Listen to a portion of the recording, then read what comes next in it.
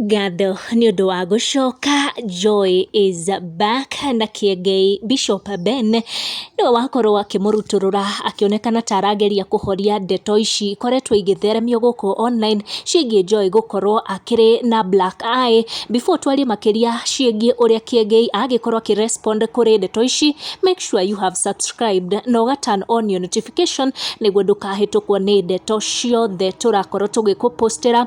Bishop akorwo akĩ-address ndeto ici thutha wa gũtindĩkwo mũno nĩ Akenya, kuona for the last 2 Sundays Joy ndakoretwo akĩonekana kanitha-inĩ ona nginyagia gũkũ mũingĩ-inĩ, makĩria mũingĩ wa social media, na allegations nĩ ikoretwo cigĩtheremio cikĩgiĩ we kuma nja wa kĩhiko na gũkora thutha ũcio akĩhũrwo nĩ mũthee wake na agakorwo akĩheo black agĩkoma Joy arahanaga ũguo. Mbica ĩrĩa yakorwo ĩgĩkĩrwo social media cia Kiengei, mbica ya Joy ndĩnakorwo ĩkĩiguithia andũ, kuona Joy ndaronekana ũthiũ wake wothe, na andũ nĩ magũkoretwo makĩenda kũmuona in full nĩguo makorwo makĩonera atĩ nĩma ndakĩrĩ na black eye. Na Kiengei akorwo agĩshare mbica ciake o rĩrĩ agũtaragĩria ndeto ciĩgiĩ atongoria a kuma nja wa bũrũri a kanitha ũyũ wa JCM arĩa mokĩte gũkũ bũrũri-inĩ, na hau nĩho akorwo agĩshare mbica ĩrĩa Joy aronekana ahũrĩtwo agĩserve ageni acio magũkoretwo makĩmacerera, no nĩ mbica ĩtanakorwo ĩkĩiguithia andũ atĩ Joy ndakĩrĩ na black eye,